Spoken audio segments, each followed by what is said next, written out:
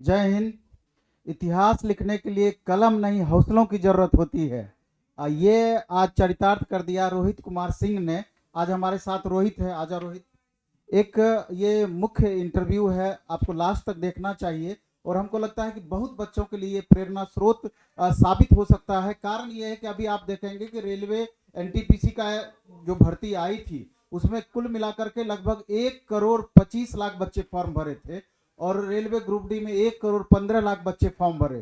तो railway NTPC में 1,25,00,000 बच्चों में से मात्र 35,000 जितनी वैकेंसी थी उतने ही बच्चों का फाइनल होना है, बाकी उस दौड़ से बाहर हुए। उसी तरीके से ग्रुप डी में फाइनली 1,03,000 ही बच्चे आने हैं, बाकी बच्चों को बाहर होना है। अभी लगातार बच्चों का कॉल आता है कि सर हमारा 1 मार्च से छूट गया, 2 मार्च से छूट गया, 5 मार्च से छूट गया, पॉइंट में छूट गया, अब हम क्या करें, अब हमको पढ़ने का इच्छा नहीं करता है। लगातार 2 साल तैयारी किए हैं, 3 साल तैयारी किए हैं, 5 साल से लगातार तैयारी किए हैं, लगातार डिमोटिवेट होते रहते हैं। लगातार उनकी समस्या रहती है कि सर आर्थिक रूप से हमारे साथ ये परेशानी आ रही है, अब हमसे पढ़ाई लिखाई नहीं होना है, अब हम पढ़ाई लिखाई छोड़ देंगे, सुसाइड कर लेंगे, तरह तरह की बातें। लेकिन हमारा ये कहना है कि अगर आप इस इंटरव्यू को लास्ट तक देखते हैं तो आपके सोच में निश्चय ही एक बदलाव साबित होगा। आज हमारे साथ हैं रोहित कुमार सिंह।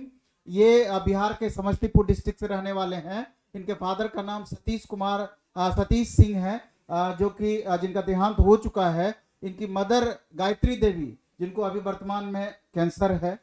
और ये बच्चा लगातार स्ट्रगल करते हुए इनका फाइनली सिलेक्शन आरआरबी चेन्नई के अंतर्गत लेवल 5 में JAA पोस्ट के लिए हुआ है। हालांकि ये चाहता तो लेवल 6 में भी इसका फाइनल सिलेक्शन हो जाता, इसको इतना मार्क्स था, लेकिन चूंकि इनका चॉइस था JAA पोस्ट, इसलिए इन्होंने स्टेशन मास्टर के लिए भी साइको छोड़ दिया, जिससे कि JAA पोस्ट इसको वरीयता क्रम में मिल पाए। तो हम इससे ये पहले इसका स्ट्रगल का लाइफ, जो यहाँ तक जिस स्ट्रगल जिस तरीके से करते हुए पहुंचे हैं उस पर हम चर्चा करेंगे। फिर इनके बाद, इससे पहले हम चाहते हैं कि इनका पूर्व चयन पर भी एक बार चर्चा कर लें, जिससे कि बायोडाटा और स्ट्रांग हो जाए, जिससे कि और आपको पता चल पाए कि इन्होंने कितना स्ट्रगल करके कितने पोस्ट के अंतिम चरण तक पहुंचा। सफलता नहीं मिला, लेकिन फाइनली यहाँ पर इनका चुनाव हुआ। तो इससे पहले 2016 में इनका एमटीएस में 1.23 मार्क्स से फाइनल मेरिट लिस्ट नहीं बन पाया था। झारखंड एसएससी में एसआई पोस्ट के लिए 0.21 सेकेंड से इसका रनिंग छूट गया, रनिंग पूरा नहीं हो पाया। यूपीएसआई में 0.27 यानी 27 सेकेंड से 0.27 मार्क्स के लिए मेरिट से बाहर हो गए। बीएसएफ हेड कांस्टेबल में रनिंग में इनका फाइनल लास्ट मोमेंट में नहीं हो पाया। कोस्ट गार्ड में वेरिफिकेशन में इनका, चूंकि डिग्री सर्टिफिकेट का उस समय इशू एक हो गया था, जिसके कारण फाइनल नहीं हो पाया। सीआरपीएफ में इन्होंने टाइपिंग तक सीआरपीएफ में ये पहुंचा हुआ है। एफकेट का एक एग्जाम होता है, उसके इंटरव्यू में जाकर के छट गया। बिहार एसआई में लगातार 2 बार मेंस दिया, फिजिकल में नहीं हो पाया। कंबाइंड हायर सेकेंडरी लेवल 2019 में मेरिट इनका नहीं बन पाया। इसके अलावा इतने एग्जाम्स में फाइनल सिलेक्शन नहीं होने के बाद तब जाकर के अब आकर के इनका सिलेक्शन हुआ है। यहाँ पर एक बातें ये भी होती है, जब 2-4 एग्जाम में बच्चों का रिजल्ट नहीं होता है तो कितने बार वो बच्चे हताश होने लगते हैं, निराश होने लगते हैं। ये उनके लिए भी एक प्रेरणा बनेगा कि लगातार अगर आप अटेम्प्ट लेते रहते हैं, लगातार ईमानदारी पूर्वक आप मेहनत करते रहते हैं, थोड़ा देर हो सकती है, लेकिन अगर ईमानदारी पूर्वक आप मेहनत करते हैं तो हम हमेशा से बोलते हैं गारंटेड है कि सफलता आपको अब न तब जरूर मिलेगी, बशर्ते अपने मेहनत को लगातार बरकरार रखना है। अब इनके थोड़ा सा हम लाइफ के बारे में जानना इसी से हम चाहते हैं। हालांकि ये लिख करके दिया है हमको कि किस किस तरीके से इन्होंने क्या किया है। तो सबसे पहले तो रोहित को ढेर सारी बधाई, इतना स्ट्रगल करने के बाद अपने टारगेट को ये अचीव कर पाया। लेकिन चूंकि तुम जिस तरीके से अभी हम बताया कि कितने बच्चों के लिए तुम प्रेरणा स्रोत बन सकते हो, इतने बच्चे लगातार डिमोटिवेट होते हैं, उन जो वो ऐसे बच्चे जो कि लगातार डिमोटिवेट हो रहे हैं और जिस तरीके से आगामी वैकेंसी मालूम है कि 2023-24 में अच्छी खासी वैकेंसी आनी है, उन बच्चों को क्या कहना चाहोगे और अपने जीवन के बारे में थोड़ा सा बताना है, स्ट्रगल लाइफ के बारे में बताना। नमस्कार सर, सबसे पहले आपको सर धन्यवाद देना चाहते हैं इस प्लेटफॉर्म में आने के लिए सर। सर सबसे पहले ये बात है सर, कोई भी चीज़ सर स्ट्रगल अगर आता है पीछे, तो उसको हताश नहीं होना चाहिए, उसे और सीखना चाहिए। हमें सीखना ये चाहिए कि अगर हमारे पास प्रॉब्लम आ रहा है तो इसका सलूशन है ना सर। तो इसलिए हम कभी भी उदास नहीं हुए, कितना भी वैकेंसी में हम फेल हुए तो फिर उससे और ज़्यादा हिम्मत से आगे लड़ते रहे और तैयारी करते रहे। क्या नहीं, बहुत कुछ किए सर हम लोग। शुरू से थोड़ा सा इसके बारे में चर्चा शुरू से सर 2012 में मेरे पिताजी का एक्सपायर कर गए थे। पिताजी के एक्सपायर करने के बाद सर आर्थिक स्थिति ऐसे ही सर पूरा खराब था सर, और भी खराब हो गया सर पिताजी के एक्सपायर करने के बाद। माँ माँ का भी सर कैंसर हो गया था उस समय। कैंसर होने के बाद सर घर का और ज़मीन बेच के मम्मी का इलाज हुआ था, और उसका फिर दवाई भी मंथली चलना उसका रहता है। फिर 2012 में हमने समस्तीपुर में ही सर गार्ड का नौकरी पकड़े थे। 2012 में गार्ड की नौकरी, वो एक पोल फैक्ट्री आता है, पोल फैक्ट्री में गार्ड की नौकरी किए थे। वो भी नाइट शिफ्ट में करते थे, और दिन में सर पढ़ाई करते थे और रात में नाइट की ड्यूटी करते थे।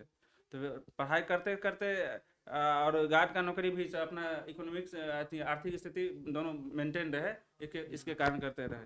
फिर 12 से 15 लगभग 3 साल तक गार्ड का नौकरी किए, और फिर 15 के बाद सर जब कुछ हालात ठीक नहीं हो पा रहा था, तो सोचे क्या, जो अब उस समय वैकेंसी भी अच्छी खासी आ रही थी, सोचे ज़मीन बेच के फिर 3 साल लगभग पटना आके पढ़ने लगे 18 तक। फिर पैसा सब खत्म हो गया, पैसा तो स्टोर रहता है ना सर, तो अब आमदनी का स्रोत नहीं था, तो अब पैसा सब खत्म हो गया। फिर हमें और उसी समय एफकेट का रिटर्न निकल गया था। एफकेट का रिटर्न निकल गया था, थोड़ा और जोश भी बढ़ गया था जो अब जाते हैं दिल्ली, क्योंकि पटना में तो इंटरव्यू को ऐसा तैयारी चल नहीं रहा है। तो फिर दिल्ली चल गए, दिल्ली में ही वहाँ पे इंटरव्यू का तैयारी करने लगे। तैयारी किए, कुछ दिन तैयारी किए, फिर उसका इंटरव्यू हुआ। बनारस में ही इंटरव्यू हुआ था सर। तो इंटरव्यू में यानी कि कुछ फ़ोटो दिखाया था, उसमें हम देख नहीं पाए थे, बहुत धुंधला फ़ोटो दिखाया था। कोई एक नेता का फ़ोटो दिखाया था, उसमें पहचाना था, वो था कांड। बाद में पता चला इंडोनेशिया वाला जो कांड था ना, उसमें बाली वाला, उस वाला कांड था। उसके बारे में बताना था, हम बता नहीं पाए थे। फिर तो दिल्ली में जैसे रहे, तो उस समय भी तुम जॉब करते रहे लगातार? जी सर। क्या जॉब वहाँ करते? सर वहाँ पे गुलाब रेस्टोरेंट होता है, जैसे हल्दीराम होता है ना, हल्दीराम का ही कंपेयर में गुलाब होता है वहाँ पे। गुलाब रेस्टोरेंट है? गुलाब रेस्टोरेंट है। तो वहाँ पे सबसे पहले हमारे पास कोई स्किल नहीं था, तो वहाँ पे डायरेक्ट आपको मैनेजर तो नहीं बना देगा। तो वहाँ पे हमको पहले स्टोर में रखा। स्टोर में जैसे रेस्टोरेंट में जैसे आटा हुआ, मैदा हुआ, ये सब सामान जो लगता है उसको वजन करके हमको देना था। वजन करके देते थे। तो मालिक हमको देख लिया और हमें एक्टिविटी देख लिया था, अच्छा जो हम जानते हैं, नॉलेज अच्छा है इस लड़का, ये आगे कुछ कर सकता है। क्रम में पढ़ाई भी कंटिन्यू हाँ, लगातार पढ़ाई भी कंटिन्यू है। मेरा एक ही कहावत सर, अगर 10 घंटा पढ़ना रोज जरूरी नहीं है, 1 घंटा ही पढ़िए मगर कंटिन्यू पढ़िए, रोज पढ़िए। तो मालिक हमको देख लिया जो हाँ इसके में है का, और वही समय कुछ MS वर्ड का कुछ दिया था पेज, उसको एंट्री करना था, और उसका स्टाफ छुट्टी मारे हुआ था, हमको मौका मिल गया, हम कर दिए तुरंत। तो बोला तुम इसके लायक नहीं, तुम आ जाओ कैशियर में। तो हमको कैशियर में भेज दिया। तो कैशियर का फिर करने लगे, बीच में लॉकडाउन लग गया। लॉकडाउन में छटनी शुरू हो गया था। तो सब हर मालिक चाहता है जो मेरा लोकल ही काम करे, दूर दराज वाला नहीं रहा। तो हम बिहार के थे, तो हमको फिर घर भेज दिया, तो हम यहाँ घर चले आए लॉकडाउन के क्रम में। फिर घर पर भी 4-5 महीना रहे लॉकडाउन में, और स्थिति इतना बहुत ख़राब होते जा रहा था। फिर भी तब हम आखिर में हार मान के ना, एक लड़का से बात किए थे, तो बोला कि अभी जोमेटो में डिलीवरी बॉय का काम बहुत अच्छा चल रहा है। लॉकडाउन में अपॉर्चुनिटी हमको मिल गया था, तो अच्छा अपॉर्चुनिटी मिल गया था। हम कहे नहीं ठीक है, तो हम साइकिल से भी करेंगे जोमेटो का डिलीवरी बॉय का। तो समस्तीपुर से साइकिल से ही पटना आ गए? समस्तीपुर से सर सीधे साइकिल से नहीं आए थे सर। सर उसमें सर मेरा पूरा रूम का जितना भी सामान था, किताब था, गैस सिलेंडर, सारा सामान। साइकिल से बस स्टैंड में गए थे, और हमसे बस वाला, हमारे पास पैसा कम था, वो मेरे पास सिंगल आदमी का पैसा था, हमसे सिंगल देगा तो चले जाएंगे। तो वो बोला नहीं, 2 आदमी का भाड़ा लगेगा तभी जानेंगे। अब मेरे पास सिंगल आदमी, आप सोचेगा अभी कम से कम 4-5 दिन तो मेरा खर्चा भी तो रहना चाहिए। तो फिर मन में सोच लेना, निकलना है तो निकलना है, फिर घर वापस नहीं जाना है। तो वहीं साइकिल से चलाते हुए 7 घंटा में रिकॉर्ड बनाते हुए आए थे। लगभग 107 किलोमीटर पड़ता है, 107 7 घंटा में सफर किए थे। अब यहाँ करके जोमेटो बॉय का जॉब जहाँ 4-5 दिन के बाद जोमेटो में डिलीवरी बॉय का जॉब ज्वाइन कर लिया, साइकिल से ही। 2 महीना तक साइकिल से ही काम किए जोमेटो का। और उसके बाद फिर बाइक ले लिए, फिर बाइक से करने, Installment में हाँ इंस्टॉलमेंट में बाइक लेने लिए, उसके बाद करने लगे। मेरा ये कहना है कि आप देख रहे हैं कि ये वर्तमान तक अभी भी अभी भी कर रहे हैं। अभी भी जोमेटो बॉय के रूप में जोमेटो में डिलीवरी बॉय के रूप में अभी काम कर रहा है। मेरा कहना है उन बच्चों से भी कि जो लगातार ये बातें बोलते हैं कि आर्थिक अभाव के कारण सर हम आगे तैयारी अब मेरे लिए तैयारी करना संभव नहीं है, तो मेरा ये कहना है कि आप इतने दूर तक लगातार बढ़ गए हैं, कुछ मार्क्स से आपका छूट रहा है या अभी इस बार रिजल्ट नहीं हुआ होगा, जिस तरीके से आपको मालूम है कि 3,11,000 प्लस लगभग सीट रेलवे में खाली है और कम से कम 50% भी अगर वैकेंसी देती है, 1.5 लाख प्लस भी वैकेंसी देगी, निश्चित रूप से 2 लाख प्लस वैकेंसी देना है, तब भी वो मामूली वैकेंसी नहीं होता है। स्टेट गवर्नमेंट में भी लगातार वैकेंसी आने की संभावना है, तो अगर थोड़ा सा और एफर्ट लगा देंगे, आप ट्यूशन पढ़ाइए, कुछ ना कुछ पार्ट टाइम जॉब करके भी खुद को कोशिश करिए कि हमको रुकना नहीं है, लगातार बढ़ते रहना है, और लगातार अगर आप स्ट्रगल करते रहते हैं तो आपको अंतिम रूप से जरूर वो मुकाम हासिल होगा। जिस तरीके से ये अभी लगातार डिलीवरी बॉय के रूप में अभी काम कर रहा है और लगातार काम करते हुए पढ़ाई को भी कंटिन्यू रखा, और अभी आप देखें कि कितने सारे एग्जाम में इसका सिलेक्शन हुआ है और अंतिम रूप से फाइनल सिलेक्शन नहीं हो पा रहा था, कुछ मार्क्स से छूट जा रहा था, पॉइंट में छूट जा रहा था, लेकिन ये हिम्मत नहीं हारा, लगातार मेहनत करते रहा। तो ये तो हो गया कि स्ट्रगल वाला फेज। अब पढ़ाई वाला जानना चाहते हैं कि जैसे कि प्लेटफॉर्म में ही तुम टेस्ट दिया, यहाँ पर पढ़ाई किया, तो थोड़ा सा हम चाहेंगे कि कोचिंग के बारे में भी अगर स्टूडेंट को बताओ तो मेरे ख्याल से थोड़ा बेहतर रहेगा, मेरे लिए भी बेहतर रहेगा कि कोचिंग के बारे में अन्य बच्चे भी समझ सर पाएंगे। मेरे रूम में देखिएगा ना सर, प्लेटफॉर्म का एक रैक बनाए हुए हैं, जितना भी बुक है सर एक जगह बुक है, सारा टेस्ट का अलग है, और जैसे सब्जेक्टिव है चाहे कोई एग्जाम के टेस्ट के लिए है, और सारा का अलग बनाए हुए हैं। और ये भी हम कहते हैं सर, जो आदमी जो लड़का पटना रहा और प्लेटफॉर्म का कोचिंग का टेस्ट नहीं मारा, वो कभी सफल हो ही नहीं सकता है। प्लेटफॉर्म बहुत बेस्ट है सर। वो जो हम लोग से यहाँ से टेस्ट बना के जाते हैं और वहाँ बनाते हैं एग्जाम, फाइनल एग्जाम में, तो हमको ईजी लगता है, बहुत ही ईजी लग रहा है। लेवल कैसा रहता है? लेवल सर हम वहाँ एग्जाम के लेवल से हायर रहता है, और हायर होने का ही फायदा ज़्यादा हो रहा है सर। तो ये वो तो हम लोग देख ही लिए लेवल 6 का एग्जाम में, लेवल 6 के एग्जाम में और कोई भी टीचर नहीं बता सकता कि मेरे बुक से आया, मगर प्लेटफॉर्म वाला जरूर खोखी सर्दी करके कहेंगे मेरा ही है। अच्छा, आगामी जो जैसे आगे एलपी टेक्नीशियन की वैकेंसी आनी है और भी पोस्ट की वैकेंसी, एलपी टेक्नीशियन का सर प्लेटफॉर्म से बेहतर कोई नहीं होगा सर। इसको सबसे पहले हर लड़का को जरूरी रहेगा सर, पार्ट बाय पार्ट यानी सब्जेक्ट वाइज टेस्ट जरूर देने के लिए और ज्वाइन करने के लिए सर। अभी तो एक स्टार्ट भी हम जस्ट एलपी टेक्नीशियन के लिए सब्जेक्ट वाइज टेस्ट, वैसे बच्चों के लिए जिसका सब चीज पढ़ा हुआ है, मैक्सिमम पढ़ा हुआ सब कुछ है सर, मगर सर रिमाइंड नहीं रहता, तो इसलिए सब्जेक्ट वाइज सब्जेक्ट टेस्ट बहुत बेहतर है। और खासकर प्लेटफॉर्म का सर हम भी लिए हुए थे, तो हम भी देखे थे सब्जेक्ट वाइज बहुत अच्छा रहता है। आप देखे ही फिर से हम दोबारा कहना चाहेंगे कि डिमोटिवेट बिल्कुल भी नहीं होना है। क्लास करना, पढ़ना ये तो अलग चीजें हैं, आपको जहां भी बेहतर लगे आप क्लास कर सकते हैं, पढ़ सकते हैं। खाली चूंकि प्लेटफॉर्म में हम क्या कर रहे हैं ये एक्टिविटी आपको पता होगा, तभी तो आप यहाँ के बैचेज हो, बुक्स हो, उसका आप लाभ उठा सकते हैं। प्लेटफॉर्म में भी अभी रुक्मिणी पब्लिकेशन अपना है, उसका खास करके रेलवे के संदर्भ में, एसएससी के संदर्भ में इतना उस कंटेंट पे हम लोग ध्यान दे रहे हैं। आप बनाते होंगे बुक तो आपको समझ में आता होगा। और यहाँ भी जो ऑफलाइन टेस्ट होता है, हमेशा एग्जामिनेशन से 10% 20% हम हायर लेवल का क्वेश्चन सेट करते हैं कि जब आप एग्जामिनेशन हॉल में जाएं तो आप कंफर्ट फील करें।